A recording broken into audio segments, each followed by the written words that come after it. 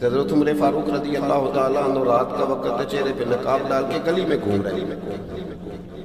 میں بھی گلی میں نکلتا ہوں، آپ بھی نکلتے ہیں، لیکن مقصود یہ ہے کہ ذرا پتہ کریں باہر کی ہوا کیسی ہے. مقصود یہ ہے کہ پتہ کریں کہ آج برگر کس دکان کا اچھا ہے، معلومات کریں کہ محلے کی سیاست کس رخ جا رہی ہے. وہ بھی نکلتے تھے لیکن مقصود یہ نہیں تھا. مقصد سمجھ گئے تھے نا، وہ اس لیے نکلتے تھے کہ پتہ کروں کوئی دکھی تو نہیں، کوئی تکلیف میں تو نہیں، کوئی آزمائش میں تو نہیں. دیکھیں نا، کام وہی ہے، میں بھی کرتا ہوں، آپ بھی کرتے ہیں، ساری دنیا کرتی ہے، لیکن وہ ایکم احسن عملا، کردار کس کا سکھرا ہے، ذہن کس کا اونچا ہے، ذوق کس کا بڑا ہے. زندگی وہ بھی بتا گئے، ہم بھی گزار رہے ہیں، لیکن وہی کمزور باتیں اور وہی روایتی گفتگو اور وہی لب و لہجہ اور وہی دنیا داری کے مخصوص سی ہماری گفتگو، فلاں کیا کر رہا ہے، کہاں پہنچ گیا. اگر پیسے کسی نے نہیں کمائے تو کہاں نکھٹو ہے تب نہیں کمائے، اور اگر زیادہ کما لیا تو کہنے لگے ایک نمبر طریقے سے تو نہیں کمائے جا سکتے، یہ کوئی غلط رستہ ہے. گفتگو ہے بس، نشستن گفتن برخاستن.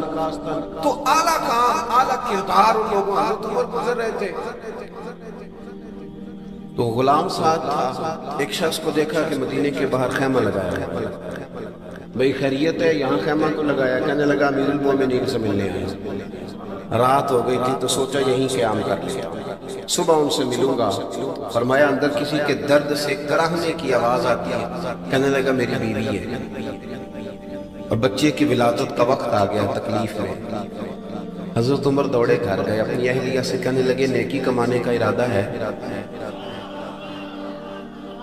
اس نے کہا ہے. مقصد سمجھ گئے تھے نا وہ لوگ؟ بالکل ہے. فرمایا جو ضرورت کی چیزیں ولادت کے وقت ہوتی ہیں لے لیں. کچھ گھی لے لیا، کچھ چنے لے لیے، کچھ ضرورت کی چیزیں لے لی، خاتون کو ساتھ لیا. یہ خاتون اول کی بات کر رہا ہوں، میں خاتون اول کی بات کر رہا ہوں. حضرت فاروق اعظم رضی اللہ تعالیٰ عنہ امیر المومنین ہیں. حضرت عمر نے اپنی اہلیہ کو ساتھ لیا، جہاں وہ شخص تھا وہاں آئے. اہلیہ نے حضرت عمر کے ذمہ کام لگایا، آگ جلا لیں، یہ تیل لے لیں، فلاں فلاں چیز گھی میں ڈالنے بنانی شروع کر. فاروق اعظم نے ہاتھ کے اندر پکڑا ہوا برتن، چمچہ، ڈوئی بھی آخری پنجابی ہے نا، تو وہ کام کر رہے ہیں، چلا رہے ہیں، آگ جلا رہے ہیں. خاتون اندر ڈیوٹی کر رہے ہیں. تو وہ شخص جو تھا نا جس کی بیوی تھی، وہ کہتا میں 2-3 دفعہ کا غلام ادھر آ، فلانی چیز بتا. میرے ذہن میں یہ تھا کہ امیر المومنین نے کو بندہ کھڑا کیا آنے جانے والے مسافروں کا خیال کرے. میرے ذہن 2-4 دفعہ میں نے اپنے لفظوں میں بات بھی کہہ دی، لیکن جب اندر میرے بچے کی ولادت ہوئی تو اندر سے میری بیوی بولی اور حضرت عمر کی اہلیہ بولی اور بول کے کہنے لگی امیر المومنین مبارک ہو، آپ کے دوست کو رب نے بیٹا دیا ہے. وہ شخص کہتا ہے میں باہر کھڑا تھا، وجود تڑپ گیا، آنکھیں برس پڑی، کبھی نہیں رویا تھا پر کیفیت عجیب بن گئی. کوئی تقریر نہیں سنائی، کوئی اعلیٰ شعر نہیں انہوں نے پڑھا. میں نے یوں لے کر ان کے سر سے پاؤں تک دیکھا. میں نے کہا یہ وہی شخص ہے جس کا نام لے تو کیسے کس طرح کانپ جاتا ہے، یہ وہی شخص ہے. میں نے جمعے میں کہا تھا کہ روب کپڑوں کا نہیں ہوتا، روب تو دیانتداری کا ہوتا ہے. ہاں بڑا مال کما کے لوگوں نے بنائی ہوتی ہے کار کو بھی تو بندے کھڑے ہو کے کہہ دیتے ہیں 2 نمبر طریقے سے آئے. اور 13ویں-14ویں گریڈ کا ملازم ہو، اس کے سامنے بہت بڑا افسر ڈر رہا ہوتا ہے یار بندہ دیانتدار ہے، یہ رشوت نہیں لیتا، سفارش نہیں مارتا، یہ میرٹ پہ کام کرتا ہے. تو روب تو آپ کی دیانتداری کا ہے، آپ کی سچائی کا ہے. اپنی زندگی میں جو لوگ مقصد سمجھ گئے، مقاصد پا گئے، کچھ کر گئے، ہم ذرا الجھ گئے ہیں. پہلے اتنا شاندار مکان بناتے ہیں، پھر مرنے کو کس کا دل چاہے. اتنی محنت کر کے جو ہے وہ کوٹھی بنائی ہے تو اب چھوڑ کے کون جائے. وہ تیار بیٹھے تھے. انہیں نبی کریم نے کہا تھا کن فی الدنیا کانک غریب نو عابر سبیل، تم نے مسافروں کی طرح رہنا ہے. او میرے بھائی، کبھی دیکھا ہے ایئرپورٹ پہ مسافر لڑتا ہو کہ میں نے یہ جگہ خریدنی ہے؟ اسے پتہ ہے کہ اب فلائٹ آنی ہے، میں نے تو چلے جانا ہے. ریلوے اسٹیشن پہ جو جگہ ہوتی ہے وہ خریدنے کے لیے لوگ رٹا نہیں ڈالتے، انہیں پتہ ہے پہلی ٹرین سے چلے جانا ہے.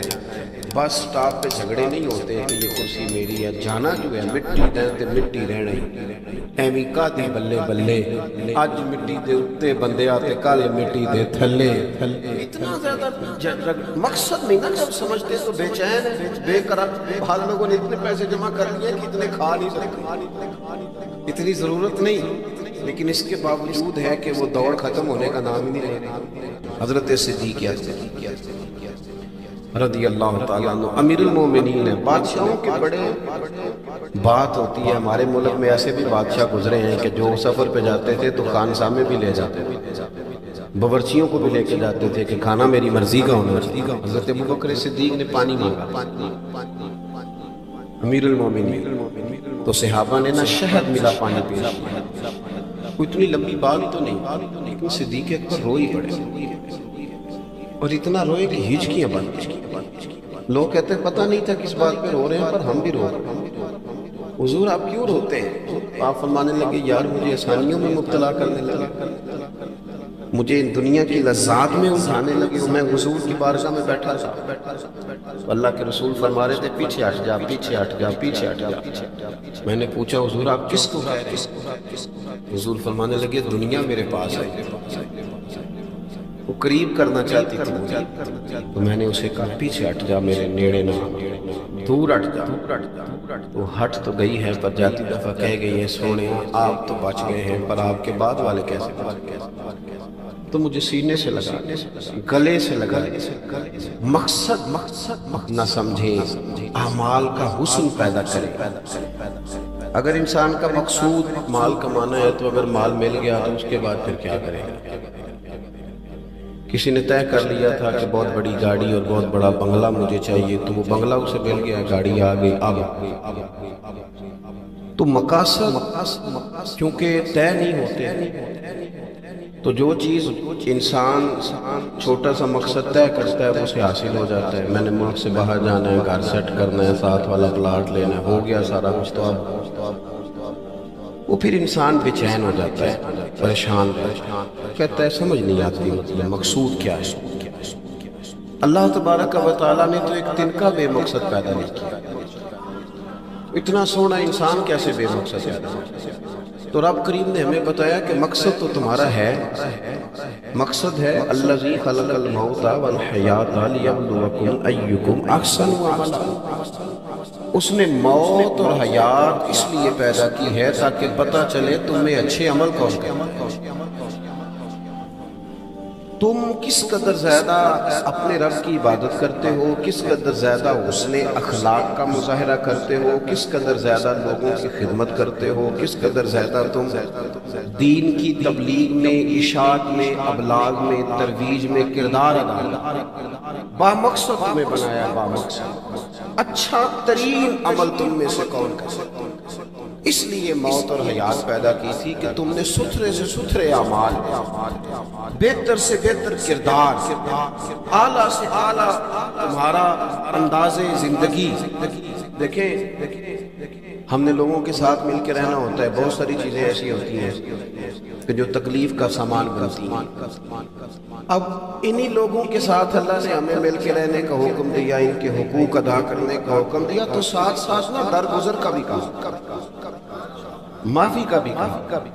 جب انسان معافی دینے والا ہو جاتا ہے، درگزر والا ہو جاتا ہے، تو پھر وہ بڑا ہو جاتا ہے، بڑے دل والا ہو جاتا ہے، بڑے حوصلے والا ہو جاتا ہے، بڑے ضرب والا ہو جاتا ہے، اس کی زندگی حسین ہوتی ہے۔ تو یہاں آئے تھے کچھ کام کرنے، وہ جو ہم نے مقصود بنائے تھے نا، مطلب اچھے کپڑے، اچھی دنیا داری، اچھی گاڑی، اچھا موبائل سیٹ، وہ چونکہ مقصود نہیں تھا تو ان چیزوں کے حصول کے باوجود بھی لوگ پریشان۔ مقصود یہ تھا کہ بہترین عمل، سونا عمل، اعلیٰ ترین عمل، میرے رسول پاک صلی اللہ علیہ وسلم کے غلاموں نے نا وہ عمل کر کے دکھایا۔ اعلیٰ ترین مزاج رکھتے تھے اور اعلیٰ ترین خدمت، یعنی لوگ ان کا کردار دیکھ کے نا، کردار اور عمل دیکھ کے تو لمبی تقریریں کرتے ہیں، باتیں کرتے ہیں، بڑا کچھ بتانا پڑتا ہے، لیکن وہ بس تھوڑا سا لوگ ان کے پاس اٹھتے بیٹھتے تھے، آتے جاتے تھے۔ اتنی دوڑ ہے کہ آگے بڑھ کے اور لینا ہے اور لینا ہے، عالمی مزید کا رٹا سمجھ گئے اڑے ہوئے۔ بہت سارے لوگ ایسے ہیں جنہیں صحیح بات کا پتہ چل گیا ہے، وہ فیصلہ کرنے میں دیر کر رہے ہیں۔ انہیں سمجھ آ گئی ہے کہ بہتر یہی ہے کہ میں وقت پہ مسجد آیا کروں۔ انہیں سمجھ آ گئی ہے بہتر یہ ہے کہ سویرے اٹھ کے میں واٹس ایپ بعد میں دیکھوں، پہلے قرآن پاک کی زیارت کرتی ہے۔ سمجھ انہیں ہے، سمجھ ہے کہ باتیں زیادہ کرنے سے بہتر ہے درود و سلام زیادہ پڑھا جائے۔ پتہ انہیں ہے، ارادہ نہیں بنا رہے، توجہ نہیں کر رہے۔ بہت زیادہ بندہ دنیا داری میں الجھ جاتا ہے نا، بہت زیادہ۔ آسانیاں تو بندے کو جینے نہیں دیتی۔ پہلے انسان کہتا ہے کہ موٹر سائیکل ہو جائے گا تو چلو سفر آسان ہوگا، پھر موٹر سائیکل کہتا ہے ٹائر دو ہیں، 4 ٹائروں والی ہونا، چلو مہران ہی ہو جائے خیر۔ لیکن مہران میں بیٹھتے ہی اسے خیال آتا ہے کہ اس کی تو سیٹیں تنگ ہیں، پھر اس سے بڑی گاڑی چاہیے۔ یہ روز دوڑ ہے، پان فقیروں کسے نہیں ماریا، اے ہوئی چور اندر دا۔ یہ دوڑ ہے، یہ ختم۔ حضرت ابوبکر صدیق رضی اللہ تعالیٰ عنہ امیر تھے، ہمیں تو نا جی ایک سے ایک کھانا، اور آج یہ نہیں کھانا، آج میری مرضی کا کھانا، یہ میری مرضی کا، یہ میرے بچے کی مرضی، یہ فلانے کی مرضی کا۔ خواہشات کا انبار، اور نفس بچے کی طرح ہوتا ہے، خواہش پوری کرو تو فوراً دوسری بھی بتا دیتے ہیں، دوسری پوری کرو تو تیسری کی بھی خبر دے دے۔ ہم نا کیونکہ الجھ جاتے ہیں، پھر وہ الجھاؤ ہمیں باہر نہیں نکلنے دیتے۔ اگر تھوڑا تھوڑا کر کے، میرا مطلب یہ ہے کہ زندہ رہنے کے لیے روٹی کھانی ہے۔ مثلا روٹی کا لطف کتنی دیر ہوتا ہے، اتنی دیر منہ میں چباتے ہیں، اس کے بعد ختم۔ کپڑا تو پہننا تھا بدن چھپانے کا، اس میں وہ کدھر سے آ گئی ساری کہانیاں جو آج بن گئی۔ اور اتنے میں نے عجیب و غریب نظام دیکھا ہے کہ نوجوان ہے، اچھا بھلا سیانا آدمی ہے، کپڑے اس نے تازے سلوائے ہیں، اور 99 لوگوں نے کہا صحیح لگ رہا ہے، صرف ایک نے کہا نہیں ٹھیک لگ رہا ہے۔ وہ پریشان ہو جاتے، کہتے بھی اس کا کچھ کروں۔ کیوں؟ اس لیے کہ یہی سارا مقصود سمجھ لیا ہے، کپڑے پہننا، اسی میں الجھ جانا۔ میں اکثر دوستوں سے کہتا ہوں، میں خود کسی دوسرے کی بات نہیں کرتا، بہت زیادہ عمر نہیں میری، میں خود جایا کرتا تھا۔ شادی کوئی آ گئی تو 2-3 دن پہلے ابا جی کہتے تھے پرانے جوتے کچھ گنڈوا لا، کچھ پالش کرا، توڑے میں ڈال کے جانا موچی کے پاس، اس نے کچھ سیٹ کر دینے۔ اب کہاں رہ گیا جی، چھٹی نہیں ہو گئی؟ اب کون سا ایسا سلسلہ ہے؟ وہ جو کہیں سے کپڑا تھوڑا پھٹ جاتا تھا نا، تو اماں اس کو اس طرح پیوند کراتی تھی کہ ڈیزائن بھی بن جاتا اور کام بھی چل جاتا۔ کدھر گیا وہ دور؟ لیکن تکلیف دیکھ لیں آج پہلے سے زیادہ ہے، لڑائی پہلے سے زیادہ ہے، آزمائش پہلے سے زیادہ ہے۔ کیوں؟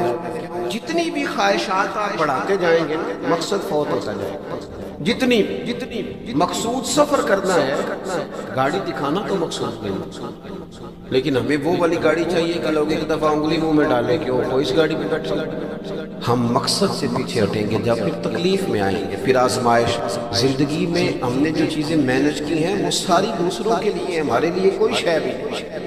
ولیمے پہ گئے تاکہ برادری راضی ہو جائے، تعزیت کے لیے گئے تاکہ محلہ راضی ہو جائے، فلانا کام کیا تاکہ لوگ جو ہیں وہ میرے حق میں ہو جائیں۔ ساری زندگی دوسروں کے لیے جی کے گزاری، اور آپ نے 99 نیکیاں کی، ایک خامی آئی تو لوگ تو وہ تھے جو پھر بگڑ گئے۔ بہتر نہیں بندہ رب کو راضی کرے۔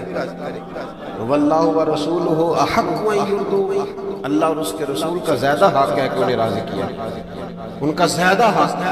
اپنی زندگی میں معاملات کو ترتیب دیں، ایک مخصوص ذہن بنائیں، اتنا سویرے قرآن شریف پڑھنا، اتنا درود پاک، اور یہ راز وہ ہمارا اور ہمارے راز، یہ راز وہ اتنی دیر مصلی پہ بیٹھنا ہے۔ میرے ایک دوست سے ڈاکٹر صاحب میں بیٹھا تھا تو وہ ایک شخص کو کہہ رہے تھے تیرے دل میں کچھ باتیں ہیں نکال دے تاکہ تیری ٹینشن ریلیز ہو جائے، تیری صحت ٹھیک ہو جائے گی۔ تو بندہ کہہ رہا تھا اچھا ٹھیک ہے ڈاکٹر صاحب۔ تو میں نے کہا کہ اگر آپ اجازت دیں تو ایک بات میں بھی کر لوں۔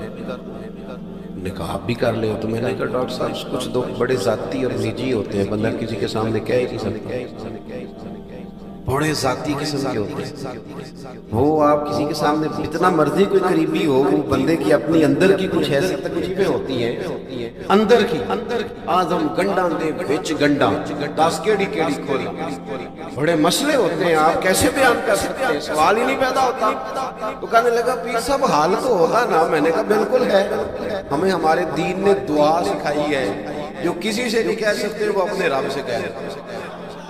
اللہ کے حضور عرض کر دو، کشکول طلب دراز کر کے کہہ دو مالک یہاں پریشان ہے، وہ بڑا کریم ہے، عطا بھی کرے گا اور پردہ پوشی بھی فرمائے گا۔ اپنے اللہ کے ساتھ اپنا تعلق مضبوط کرے، اپنی زندگی میں حسن اعمال کا پیدا کرے، اعمال معنیوں کا نہیں، باتوں کا نہیں، تصویروں کا نہیں، نئی سے نئی پکچر کا نہیں، اعمال کا خوبصورت ترین طریقہ ہو۔ دیکھیں نا، مشکل سے بھی تو نماز پڑھنی ہے نا، سویرے ابا بڑے غصے میں تھے تو پھر مجھے اٹھنا ہی پڑا، تو اس طرح بھی تو پڑھنی ہے۔ تو اگر بندہ ذوق سے اٹھے اور ذرا سونا کر کے وضو کرے اور ذرا صحیح کر کے مصلی بچھائے اور سجدہ کرے تو ذرا ذوق سے کرے، مجھے سوز دے، مجھے ساز دے، مجھے نیم شب کا نیاز دے، دم سجدہ خود کو میں توڑ دوں، مجھے ایسا ذوق نماز دے۔ اس ذوق کے ساتھ آگے بڑھے۔ مقاصد جب بندہ سمجھ جاتا ہے نا، مقاصد، پھر اس کے لیے آسانی ہوتی ہے۔ میں نے عرض کیا تھا زیادہ باتیں نہیں کرنی، مقصود تو ایک پیغام دینا ہے۔ اب ہم نے جانے والوں کے لیے کیا کرنا ہے؟ ایک تو یہ کہ اپنا مقصد ٹھیک کرنا ہے کہ رخصت ہو گئے، اپنے بزرگوں کو نا یاد رکھیں، اصل کام ہے ان کو بول کے بتائیے۔ سال کے بعد ختم، بڑی اچھی بات ہے، سسماہی ششماہی سیماہی سب ٹھیک ہے، ان کو یاد رکھیں۔ حضور نہ یاد رکھتے، اپنی والدہ کا ذکر کرتے، اپنے والد کی بات کرتے، اپنے دادا کا ذکر کرتے، اپنے جانے سیدہ خدیجہ کبریٰ رضی اللہ تعالیٰ عنہ وصال کر گئی تو حضرت عائشہ کہتے ہیں حضور اکثر گھر میں ان کا ذکر کرتے۔ اپنے بزرگوں کو یاد رکھیں، ان کا ذکر کریں، ان کو نا والد کے لیے نا والد ہونا شرط ہے، پی ایچ ڈی ہونا شرط نہیں۔ والد کے لیے والد ہونا شرط ہے، مفتی ہونا شرط ہے۔ والد ان پڑھ بھی ہو تو بچے کو سمجھانے کا سلیقہ سے اللہ اسے عطا کاری دیتا ہے۔ ماں بالکل ان پڑھ بھی ہو تو بچوں کو سمجھانے کا طریقہ اللہ اسے ان سے سیکھیں۔ میرے والدہ اور والدہ دونوں اپنا نام نہیں لکھ سکتے تھے، میں اپنے دوستوں سے کہتا ہوں مجھے کبھی موقع ملے تو میں کئی جلدوں میں کتاب لکھ سکتا ہوں اپنے ماں باپ، اس لیے کہ وہ جو ہمیں سکھا گئے، جو بتا گئے، انہی کا خاصہ ہے۔ تو اپنے والد، ایک تو جانے والوں کو یاد رکھیں، دوسرا ان کے لیے دعا کریں تو درد سے، سونی کر کے، صحیح کر کے، اکیلے بیٹھ کے۔ دعا کا سب سے زیادہ تعلق آپ کے دل کی آواز کے ساتھ ہے، اور جس طرز میں حضور نے ہمیں حدیث سکھائی ہے نا، اس رنگ میں کبھی آپ حدیث کو سیکھیں، سمجھیں نا۔ حضور فرماتے ہیں جس طرح دریا میں ڈوبنے والا سہارا تلاش کرتا ہے، دریا میں اسے کتنی کو جلدی ہوتی ہے، ہوتے لگ رہے ہوتے ہیں، وہ اس طرح کا نہیں ہوتا کہ میں عصر کی نماز کے بعد پھر آؤں گا تجھے نکالا، اس طرح تو نہیں نا ہوتا۔ دریا میں ڈوبنے والا، اس طرح کشتی سہارا تلاش کرتا ہے۔ حضور فرماتے ہیں اس طرح قبر میں جانے والا دعاؤں کا انتظار کرتا ہے۔ آپ نے دیر کر دی، دعا ختم دلانے میں دیر کر دی، کچھ صبح شام ہمہ وقت دعا۔ ابھی آپ آیتیں سن رہے تھے سورہ ابراہیم کی، اللہ نے نماز میں رکھ دی، ربنا اغفر ولوالدی وللمؤمنین یوم یقوم الحساب۔ ایک تو نے یاد رکھیں، خوب دعا کریں، اور دوسرا کوشش کریں کہ وہ جو نیکیاں کرتے تھے وہ نیکیاں بھی جاری رہیں، جن لوگوں سے ان کا اچھا تعلق تھا وہ تعلق بھی قائم رہے، یہ بھی کوشش کریں کہ ان کے لیے صدقہ تو خیرات ہو، اور قیمتی صدقہ دے۔ قیمتی، میں بات ختم کرنے لگا ہوں، بس قیمتی صدقہ دے، قیمتی 15 تولے سونا گھر میں پڑا ہوتا ہے، قیمتی ہوتا ہے۔ کبھی کسی نے چوک میں بتایا کہ آج 15 تولے سونا میرے گھر میں پڑا ہے، بولو نا، بولو، لگتا ہے تو 10 چھڑ دیں۔ اگر گھر میں 50 لاکھ روپے کیش پڑا ہو تو چوک میں گلی میں آ کے آپ بات کریں کہ گھر میں پیسے پڑے ہیں، کیوں؟ وہ قیمتی ہیں، کوئی لے نہ لے۔ تو یہ جو 5000 مسجد دیکھ کے سارے محلے کو بتاتے ہو یہ بھی صدقہ تھا، یہ بڑا قیمتی چیز تھی، یہ بتانے والا نہیں تھا، یہ تو نیکی تو قیمتی تھی۔ قیمتی چیز جو ہوتی ہے وہ تو چھپائی جاتی ہے کہ بتائی جاتی ہے۔ یہ جو بیٹیاں ہیں نا اسلام کی مائیں بہنیں، یہ قیمتی ہیں، اس لیے اسلام انہیں کہتا تم گلیوں اور چوکوں میں آنے والی نہیں، قیمتی چیزیں، قیمتی چیزیں گھر کے اندر رہا کریں۔ تم قیمتی چیزیں ہو، تمہارا وجود قیمتی ہے، تم کبھی ماں ہو، کبھی بیٹی ہو، کبھی بہن ہو، کبھی بیوی ہو، قیمتی ہو، اس لیے تمہیں اسلام کہتا ہے کہ گھر کے اندر رہو گی تو تمہاری قیمت رہے گی۔ کچھ چیزیں ایسی ہیں جو چوکوں میں گلیوں میں پھیل جائے تو ان کی قیمت نہیں رہتی، اس لیے تمہیں کہا جاتا ہے کہ گھر میں رہو۔ یہ جو تمہیں چوکوں میں لاتے ہیں یہ تمہیں بے وقت کرنا چاہتے ہیں، بے قیمت کرنا چاہتے ہیں۔ انسان تھوڑی دیر کے لیے، اگر تھوڑی دیر کے لیے غور کرے تو بڑے بڑے جانور انسان سے بڑے طاقتور ہیں، لیکن اللہ نے ان کی نکیل انسان کے ہاتھ میں تھما دی۔ اتنا بڑا جہاز ہے، ٹنوں وزن لے کے چل رہا، انسان کے بس کی بات نہیں کہ وہ کئی لوگ لگ کے بھی اس کو اٹھا سکے، لیکن اللہ نے اس کے قبضہ و اختیار میں کر دیا ہے۔ فرمایا هو الذی خلق لکم ما فی الارض جمیعا، زمین میں جو کچھ ہے سارا تیرے لیے بنایا ہے، آسمان میں جو ہے سارا تیرے لیے بنایا ہے۔ وما خلقت الجن والانس الا لیعبدون، فرمایا کل کائنات میں نے تیرے لیے بنائی ہے اور تجھے میں نے اپنی عبادت کے لیے پیدا فرمایا ہے۔ تو جنوں اور انسانوں کو اللہ نے اپنی عبادت کے لیے تخلیق فرمایا۔ مقصد زندگی، مقصد تخلیق، دنیا میں آنے کا مقصد اولی اور مقصد آخری اللہ کی عبادت، اللہ کی معرفت، اللہ کی طرف توجہ، اللہ کی طرف رجوع، یہی ایک مقصد تھا انسان کے آنے کا۔ اسی کو قرآن نے بیان کیا تھا۔ اپنے اپنے مقاصد، درود شریف پڑھنے والوں سے بلند صلاۃ و سلام علیک یا سید یا رسول اللہ۔ اپنے اپنے مقاصد، اپنے اپنے معاملات کو ہم نے ترتیب دے لیا ہے۔ صبح سے شام تک کے معاملات سارے کے سارے ہمارے ذاتی، نجی اور ہمارے اپنے بنائے ہوئے مقاصد کے تحت گزر رہے ہیں۔ حالانکہ رب کریم نے فرمایا کہ انسان میں نے تجھے اپنی عبادت کے لیے بنایا ہے، اپنے لیے تجھے بنایا ہے، تو میری بارگاہ میں سجدہ ریز ہو، تو میری بارگاہ کی طرف توجہ کرے، تو میرے لیے تسبیح پڑھے، تو تہلیل کے جملے بولے، تو تکبیر کہے، تو میرے محبوب پہ نازل ہونے والے قرآن کی تلاوت کرے۔ تجھے تو اس لیے بنایا تھا۔ عبادت کا معنی یاد رکھیے گا، عبادت کا معنی فقط نماز پڑھنا نہیں، عبادت کا معنی صرف نماز پڑھنا نہیں، نماز عبادت کا ایک جز ہے، نماز عبادت کا ایک حصہ ہے۔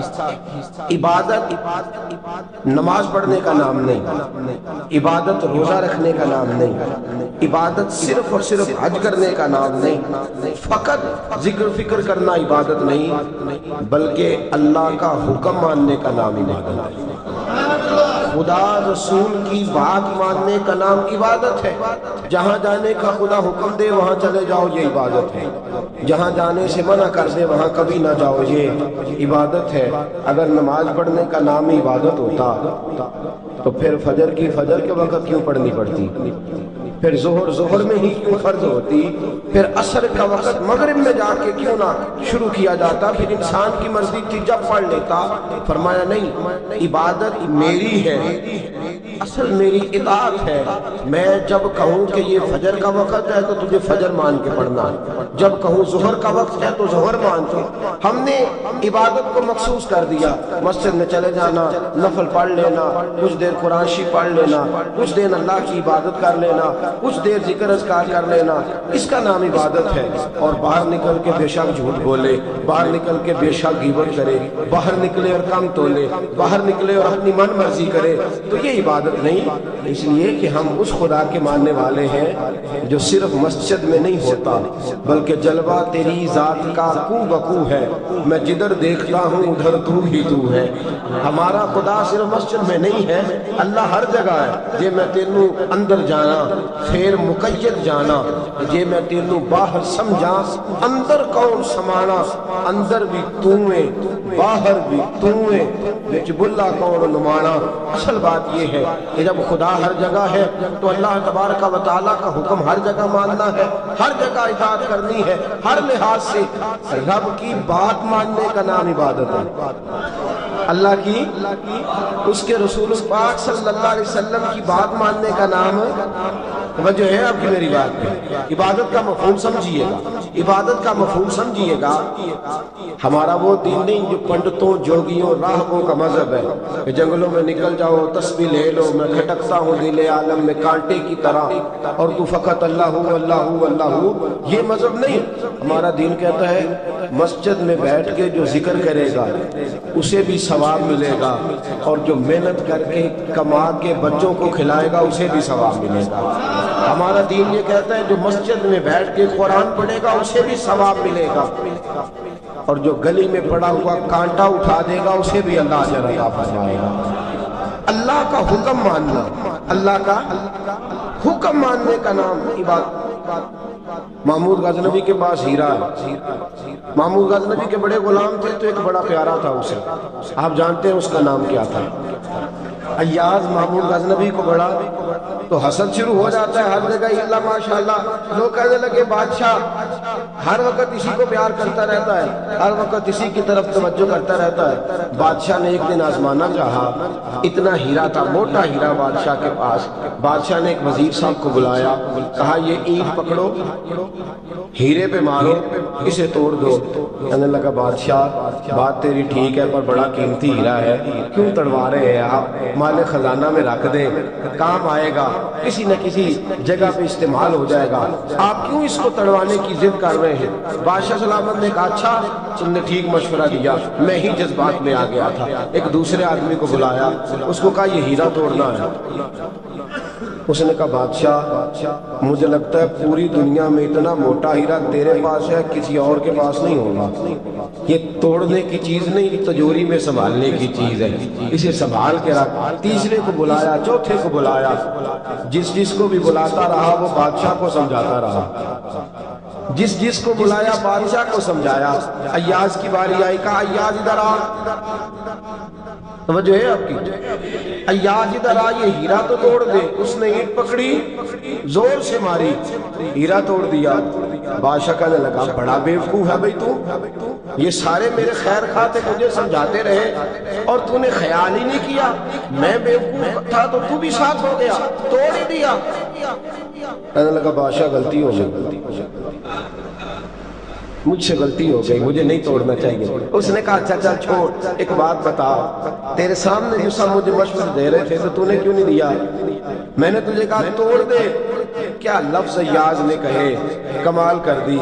کہنے لگا بادشاہ میرے دل میں خیال آیا ہیرا ٹوٹتا ہے تو ٹوٹ جائے، میرے بادشاہ کا حکم نہیں ٹوٹنا چاہیے، یہ ٹوٹتا ہے تو ٹوٹ جائے، یہ کرچی کرچی ہوتا ہے تو ہو جائے، خزانہ خالی ہوتا ہے تو ہو جائے، لیکن میرے مالک کا حکم نہیں ٹوٹنا چاہیے۔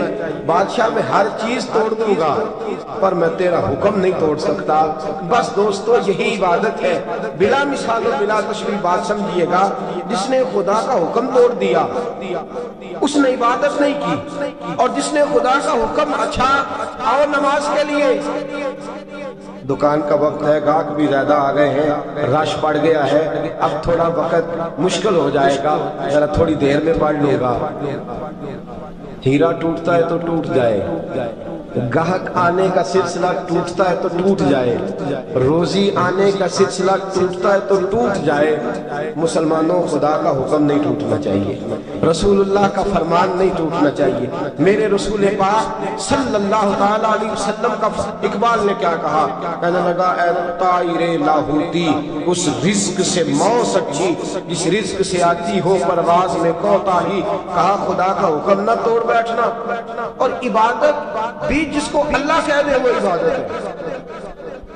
ایک بندہ زوال کے وقت نماز پڑھنے کھڑا ہو جائے تو ہو جائے گی، کیوں نماز نہیں پڑھ رہا؟ اچھا میں آپ کو روایت سناتا ہوں، شیر خدا مولا کائنات حضرت علی المرتضیٰ رضی اللہ تعالیٰ عنہ فرماتے رسول پاک صلی اللہ علیہ وسلم نے ہمیں منع فرمایا جب عید الفطر کا دن ہو یا عید الاضحیٰ کا دن ہو تو تم نے کیا کرنا ہے؟ فجر کی نماز پڑھنی ہے، اس کے بعد اشراق چاشت نہیں پڑھنی، فجر سے لے کر عید کی نماز تک درمیان میں کوئی نماز نہ پڑھنا۔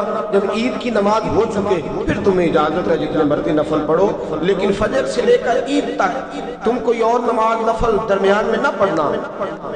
حضرت علی المرتضیٰ شیر خدا کا زمانہ ہے، عید کا اعلان ہو گیا، عیدگاہ میں لوگ اکٹھے ہو رہے ہیں، ایک شخص دوڑا دوڑا آیا، اس نے آ کے نماز کی نیت باندھ لی۔ توجہ ہے آپ کی؟ میں نے کہا عبادت ہے خدا کا حکم ماننے کا نام۔ حضرت علی رضی اللہ تعالیٰ عنہ نے نماز کے بعد اس شخص کو بلایا، فرمایا ادھر آ، تجھے نہیں پتا کہ جب تک عید کی نماز نہیں ہوتی کوئی اور نفل نہیں پڑھیں گے؟ کہنے لگا جی میں نے نماز ہی پڑھی ہے، کوئی جرم کیا ہے؟ نماز پڑھی ہے نا، میں نے سجدہ کیا ہے، کوئی جرم ہے؟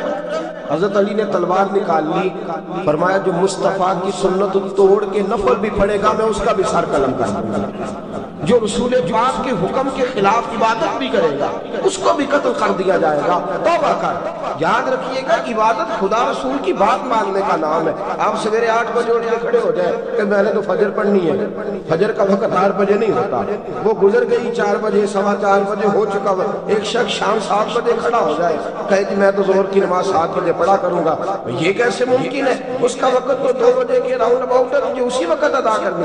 یاد رکھیے گا عزیز ساتھیو، عبادت اللہ کا حکم ماننے کا نام ہے، لیکن عبادت کی بہت بڑی جو ایک رکن ہے، عبادت کا بہت بڑا جو ایک جز ہے وہ نماز پڑھنا، بہت بڑا جز۔ حضرت محمد بن ابی بکر حضرت صدیق اکبر کے صاحبزادے رضی اللہ تعالیٰ عنہ کیا فرماتے ہیں؟ فرماتے ہیں مسلمانوں بڑے نصیبوں والے ہو، بڑے نصیبوں والے ہو، تمہیں تو اللہ کی بارگاہ میں جانے کے لیے اجازت ہی نہیں لینی پڑتی، اللہ نے تمہارے لیے دروازہ ہی کھول دیا ہے، جب دل کیا وضو کیا نماز کی نیت باندھی اللہ کے دروازے کھل گئے، اور بغیر کسی ترجمان کے تم نے اپنے رب سے بات کرنی شروع کر دی۔ عبادت ایسی نعمت ہے، اللہ کی بارگاہ میں کھڑے ہونا، سجدہ کرنا اتنی بڑی فضیلت کی بات ہے۔ یہ حدیث میرا خیال ہے آپ کو کبھی بھولنی نہیں چاہیے۔ سید عالم نور مجسم شفیع معظم صلی اللہ علیہ وسلم نے فرمایا بتاؤ اگر کوئی کسی کے گھر مہمان جائے تو میزبان اس کے ساتھ کیا سلوک کرے گا؟ تو صحابہ کہنے لگا یا رسول اللہ جتنا میزبان اچھا ہوگا اتنا ہی اچھا سلوک کرے گا، جتنا وہ اعلیٰ ہوگا اتنا ہی اعلیٰ سلوک کرے گا، جتنا وہ عرفہ ہوگا اتنی ہی اس کی بات بھی بڑی ہوگی۔ نبی پاک صلی اللہ علیہ وسلم نے فرمایا جو مسجد جاتا ہے وہ اللہ کا مہمان ہے، جو مسجد جاتا ہے وہ اللہ کا مہمان ہے۔ فرمایا میزبان کے ذمے ہے کہ مہمان کے اوپر رحمت کرے، کرم کرے۔ فرمایا جب تو مسجد جاتا ہے تو خدا بھی رحمتوں کے دروازے کھول دیتا ہے، اللہ تیرے لیے فضل کے دروازے کھول دیتا ہے۔ نبی پاک صلی اللہ تعالیٰ علیہ وسلم نے فرمایا جب تو اپنے گھر سے مسجد جانے کے لیے ابھی نکلتا ہے، ابھی تو گیا نہیں، ابھی تو نکلا ہے، فرمایا تو نے سیدھا پیر اٹھایا ہے تو تیرا ایک درجہ بلند ہو گیا ہے، تو نے الٹا قدم اٹھایا ہے تو تیرا ایک گناہ معاف ہو گیا ہے، پھر تو نے سیدھا قدم اٹھایا ہے تو تیرا ایک درجہ بلند ہو گیا۔ اپنی اپنی طبیعت ہے نا۔ حضور نے حدیث سنائی، حضرت سیدنا اسید بن حضیر رضی اللہ تعالیٰ عنہ دیہاتی آدمی تھے، مسجد نبوی سے دور گھر تھا، مسجد آنے جانے کے لیے گدھا رکھا ہوا تھا، گدھے پہ بیٹھ کے مسجد آتے تھے، نماز پڑھ کے اسی پہ بیٹھ کے لوٹ جاتے تھے۔ جس دن حضور نے فرمایا نا ایک قدم پہ ایک گناہ معاف ہوتا ہے، ایک قدم پہ ایک نیکی ملتی ہے، گدھا گھر ہی چھوڑا ہے۔ صحابہ کہنے لگے یار دور کا تیرا سفر ہے، تم آرام سے گدھے پہ آ جا۔ کہنے لگے کیوں؟ میں کیوں گدھے پہ آؤں؟ میں تو روز پیدل آؤں گا، تم سب کے تھوڑے تھوڑے گناہ معاف ہوں گے، تھوڑے تھوڑے درجے بلند ہوں گے۔ میں نے چونکہ دور سے آنا ہے، اللہ میرے زیادہ گناہ معاف فرمائے گا، میرے زیادہ درجے بلند فرمائے گا، میرے اوپر زیادہ کرم نوازی فرمائے گا۔ جو مسجد کی طرف چل کے آیا ایک ایک قدم پر اللہ اس کے درجے بلند کرے گا، ایک ایک قدم پہ اللہ اس کے گناہ معاف کرے گا۔ نبی پاک صلی اللہ تعالی وسلم کی اپنی سنت کیا ہے؟ حضرت زید بن ثابت ثابت رضی اللہ تعالیٰ عنہ فرماتے ہیں میں ایک دن حضور کے ساتھ مسجد کی طرف نکلا، جب ہم جانے لگے نا تو جو رسول پاک کا انداز تھا نہ چلنے کا وہ بڑا پیارا ہوتا تھا، دھیما سا چلتے تھے، نظر مبارک جھوکی رہتی تھی۔ سید عالم صلی اللہ علیہ وسلم کی ادائیں ایسی حسین تھی، تیری سیرت تیری صورت زمانے سے نرالی ہے، تیری ہر ایک ادا پیارے ادائے بے مثالی ہے۔ فرمایا جھکی جھکی نظروں سے حضور چلتے تھے۔ آج میں ساتھ ہوں، پہلے بھی کئی دفعہ ساتھ تھا، مسجد کی طرف جا رہے تھے، کسی جگہ سے واپس لوٹے تھے، کسی کے گھر سے مسجد جا رہے تھے۔ فرمایا ہلکے ہلکے قدم، چھوٹے چھوٹے قدم، آہستہ آہستہ حضور چل رہے ہیں۔ فرماتے میرے دل میں بار بار خیال آتا کہ یہ حضور کا چلنے کا وہ انداز نہیں جس انداز میں حضور چلتے ہیں۔ چلتے پہلے بھی دھیما ہے، چلتے پہلے بھی بڑا پروقار ہے، لیکن آج کچھ زیادہ ہی آہستہ چل رہے ہیں، آج قدموں میں زیادہ ہی ٹھہراؤ آ گیا ہے۔ فرماتے میں بے چین تھا، میرے دل میں تصور تھا، جرت نہیں کرتا تھا پوچھ لوں اے پائے نظر ہوش میں آ یہ کوب نبی ہے، آنکھوں سے بھی چلنا یہاں بے ادبی ہے۔ جرت نہیں ہوتی تھی کہ پوچھ ہی لوں، استفسار ہی کر لوں۔